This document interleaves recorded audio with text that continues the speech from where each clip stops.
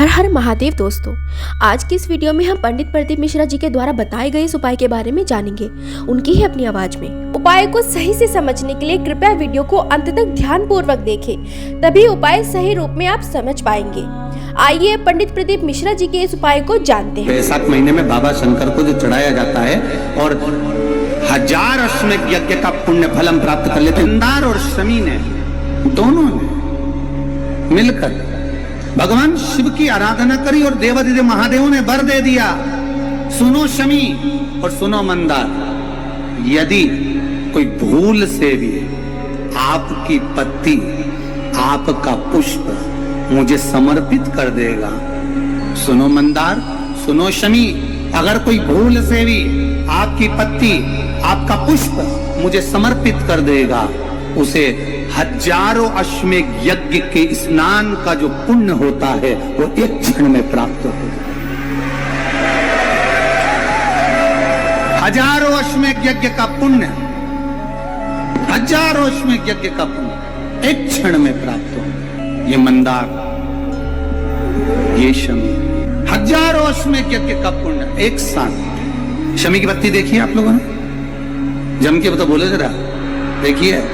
मंदार पुष्प भी देखा हुआ है। अब शमी की जो पत्ती होती है, उस शमी की पत्ती को भगवान देवादिदेव महादेव पर चढ़ाने का, शमी की पत्ती जो होती है, उस शमी की पत्ती को चढ़ाने का एक नियम भी होता है। थोड़ा सावधानी से सुनना इस नियम को, जो आपके जीवन को सार्थक बना सकता है। शमी की पत्री को चढ़ाने का एक नियम है, बड़ा सुंदर नियम, आपके जीवन में उतारने लगा। महाराज, जब सारा श्रृंगार मेरे देवादिदेव महादेव का हो जाए, बहुत ध्यान से सुनना, ये प्रसंग आया नहीं पहले, आज अगर कुबेरेश्वर बाबा की पावन धरा पर ये प्रसंग निकला है तो उसको ध्यान से सुनिए। पत्ती, शमी की जो पत्ती होती है, उस शमी की पत्ती को कब, कैसे और कहां चढ़ाना चाहिए, और शमी की पत्ती का फल क्या होता है, वो भी अभी हम समझ लें उसको। शमी की पत्ती, संपूर्ण स्नान भगवान का हो जाए, संपूर्ण स्नान आप समझे उसको।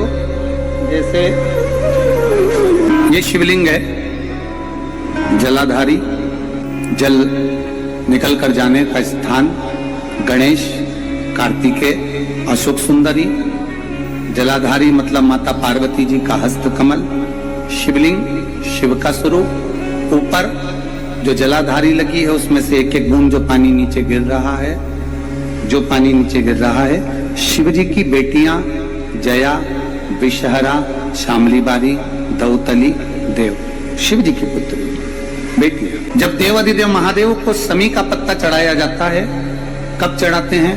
जब आपने संपूर्ण जलाधारी को हाथ से साफ कर दिया हो, शिवलिंग पर जल चढ़ा दिया हो, शिवलिंग का पूरा श्रृंगार आपने कर दिया, संपूर्ण श्रृंगार मेरे देवादिदेव महादेव का हो गया, संपूर्ण श्रृंगार। बाबा को चंदन का लेपन, अबीर, गुलाल, अक्षत, बेलपत्र, धतूरा, जो भी तुम्हें चढ़ाना है सब कुछ तुमने चढ़ा दिया, सारा श्रृंगार मेरे देवादिदेव महादेव का हो गया। तब शमी की पत्ती को मां जगत जननी की जो जलाधारी है उस पर मात्र स्पर्श कराकर शिव के शिवलिंग पर आखिरी में समर्पित कर देना चाहिए, जिससे हमारी मन की जो कामना है वो मां जगत जननी देवादिदेव महादेव से उनके कानों में श्रवण कर। शमी पत्र का एक बात और स्मरण में रहे, शमी पत्र की बहुत एक बात और अपने स्मरण में लीजिएगा। शमी पत्र की जैसे शिवलिंग, जलाधारी और स्थान, जब बहुत ज्यादा मात्रा में दरिद्रता होती है, बहुत ज्यादा मात्रा में बहुत कष्टमय जीवन, जब तुम्हारी चित्त वृत्ति में आए, जब तुम्हारे मन में आए, धन भी नहीं है, पैसा भी नहीं है, बहुत दरिद्रता का जीवन है, बहुत दुखी जीवन है, तब बेलपत्र और शमी पत्र का प्रयोग जरूर करके देखना। प्रैक्टिकल करने में कुछ नहीं जाता, प्रैक्टिकल करने में क्या जाता है, करके देखना। उस समय पर जैसे वो कहते हैं ना कि कोई कहने वाला कह दे कि महाराज जी, वो एक महाराज प्रवचन दे रहे थे और प्रवचन में देते किसी ने, महाराज जी प्रवचन दे रहे थे कि मदिरा का पान नहीं करना चाहिए, नहीं पीना चाहिए, गलत है, नाली में पड़ा होता है, व्यसन में पड़ा होता है, ऐसा पान ना करो। एक महाराज का पेचेन वाला खड़ा हो गया, उसने खड़े होकर कह दिया, ओ महाराज तुम इतनी बड़ी बड़ी बात कर रहे हो, तुम्हारा सगा भाई तो पी के नाली में पड़ा, गटर में पड़ा। महाराज जी को क्रोध नहीं आया, समझ थी। महाराज जी ने कहा, भैया देख मैं भी प्रवचन दे रहा हूं, मेरा भाई भी प्रवचन दे रहा है, मैं मुंह से समझा रहा हूं कि पीकर लोग नाली में गिरते हैं, गटर में गिरते हैं, मेरा भाई प्रैक्टिकल करके दिखा रहा है कि मत पिया। प्रैक्टिकल वाली बात है। शमी पत्र, बेलपत्र का एक बार जीवन में प्रैक्टिकल कर देखना, प्रैक्टिकल करना।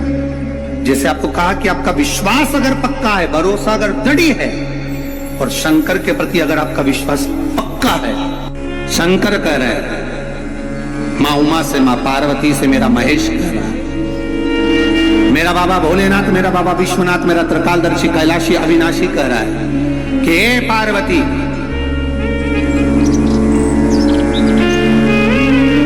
एक बीला, एक बेल जो मुझे समर्पित करता है, और समर्पित करने के बाद उस बेल की महत्वता देखिए, जो बैसाख महीने में बाबा शंकर को जो चढ़ाया जाता है, और 1000 अश्वमेध यज्ञ का पुण्य फल हम प्राप्त कर लेते हैं मात्र एक फल चढ़ाकर, मात्र एक फल चढ़ाकर।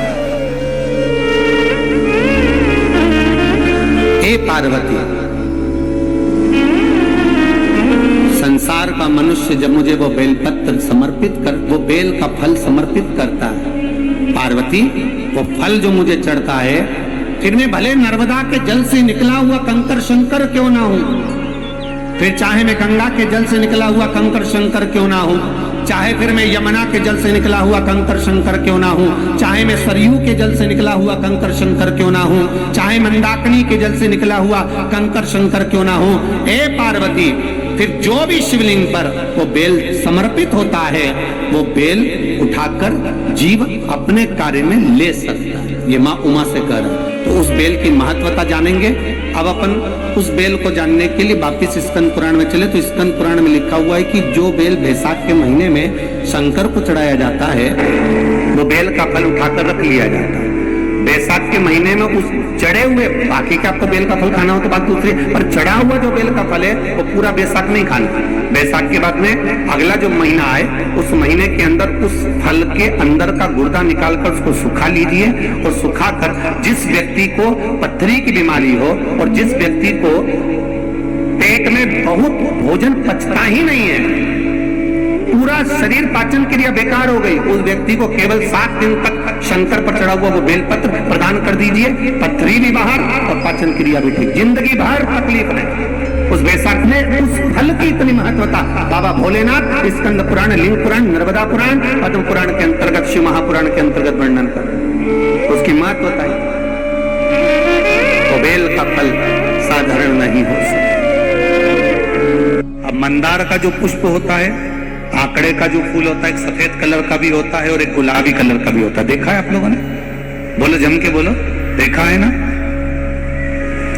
गुलाबी कलर का जो पुष्प होता है, वो आप मंदार का, आंकड़े का जो गुलाबी कलर का पुष्प होता है, आप टीवी पे देख रहे होंगे, एक सफेद देख रहे होंगे, एक मंदार का गुलाबी फूल, नीला कलर का फूल देख रहे होंगे।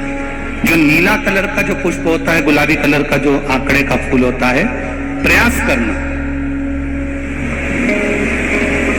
जब किसी विषम परिस्थिति में फंस गए, विषम परिस्थिति, जब आपको लग रहा है कि मुझे बहुत भय लग रहा है, कुछ बुरा होने वाला, आपको लग रहा है आज मेरी उल्टी आंख बहुत फड़क रही है, कुछ गड़बड़ होने वाला है, आपको लग रहा है मेरी सीधी आंख फड़क रही, कुछ गड़बड़ होने वाला है, तब केवल वो नीला जो गुलाबी पुष्प है मंदार का, उसको कहीं से लाकर शिवालय में अशोक सुंदरी वाली जगह पर स्पर्श कर शिवलिंग पर आप चढ़ा दीजिए।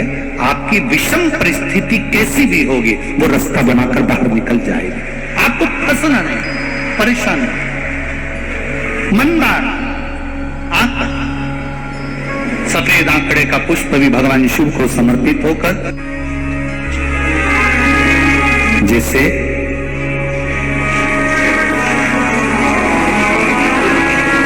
बेले के फल का गुर्दा, बेल का जो फल होता है, बेलपत्री का फल, उसका जैसे गुर्दा, उसके अंदर का जो भाग होता है बेल का, वो गुर्दा,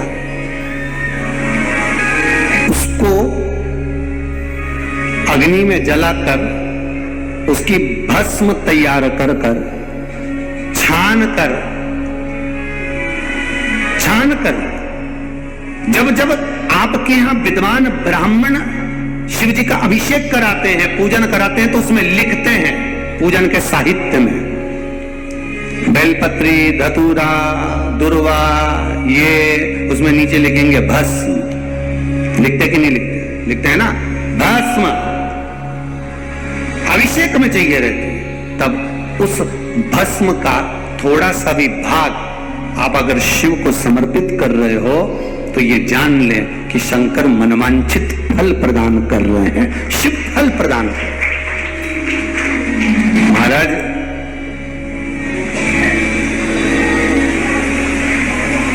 बेलपत्री के वृक्ष के नीचे बैठकर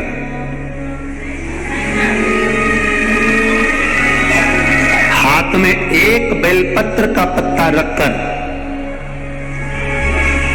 आप पंचाक्षर मंत्र नमः शिवाय, ओम नमः शिवाय या श्री शिवाय नमस्तुभ्यम या महामृत्युंजय मंत्र का स्मरण कर रहे हो, पर डंडी का भाग अपनी ओर, बेलपत्र की बीच वाली पत्ती का भाग बीच वाली उंगली की ओर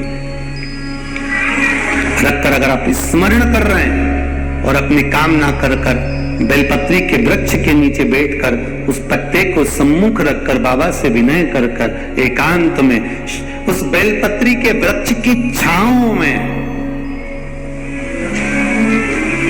बेलपत्री के वृक्ष की छांव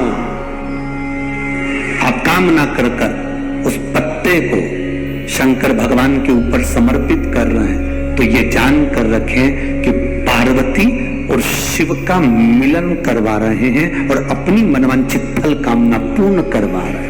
क्योंकि शिव और पार्वती का जब मिलन होता है, शंकर पार्वती जब एक दूसरे के सम्मुख में होते हैं, शिव और पार्वती जब एक दूसरे के सामने अपने बच्चों के कारण एक दूसरे के सम्मुख में आते हैं, तो उनके चेहरे पर प्रसन्नता का भाव आ जाता है।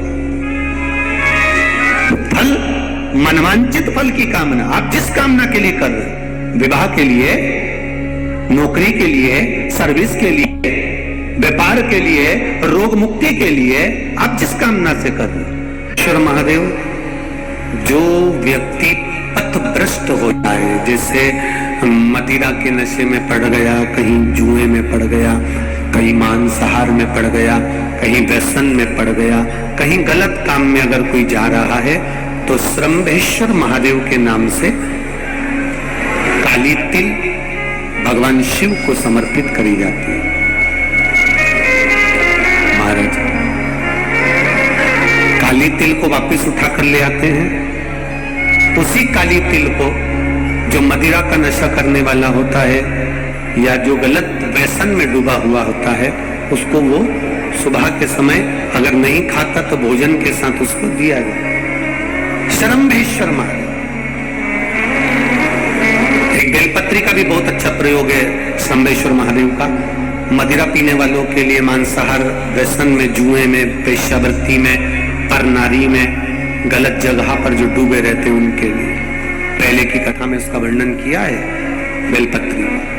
श्रम्भेश्वर महादेव, एक बार सब बोलेंगे, कौन से महादेव? श्रम्भेश्वर महादेव। फिर जम के बोल लो एक बार, श्रम्भेश्वर महादेव। जब हमारे घर में क्रोध बढ़ता है या कोई गलत कार्य में जाने लगता है, तो श्रम्भेश्वर महादेव का हमें शरणागति लेना चाहिए, श्रम्भेश्वर महादेव का पूजन करना चालू कर देना चाहिए। कई लोग कहते हैं महाराज जी श्रम्भेश्वर महादेव का मंदिर कहाँ मिलेगा, हम कहाँ पूजन करने जाए? कहीं नहीं जाना, तुम्हारे घर के पास में जो शंकर जी का मंदिर है वहीं जाओ, उसी देवालय में, उसी मंदिर में जाओ, श्रम्भेश्वर महादेव के नाम से जल चढ़ाना प्रारंभ करेंगे। वो जल जो गलत संगत में पड़ा हुआ है उसका आचमन कराना प्रारंभ करेंगे, अपने आप उसकी धीरे धीरे बुद्धि सुधरना प्रारंभ हो जाएगी। ऐसा श्रम्भेश्वर महादेव का है। प्रदीप मिश्रा जी के ये उपाय आपको पसंद आए हो तो ज्यादा से ज्यादा लाइक और शेयर करें। अगर आप हमारे चैनल पर नए हैं तो हमारे चैनल को सब्सक्राइब जरूर करें। साथियों, मैं आशा करती हूँ कि इस वीडियो के माध्यम से आपको बहुत कुछ जानने को मिला होगा। साथियों, अगर इस वीडियो से आपको कुछ ज्ञान अर्जित हुआ है तो वीडियो को लाइक जरूर करें और अपने परिवारजनों में शेयर करें और हमारे चैनल को सब्सक्राइब करना ना भूलें।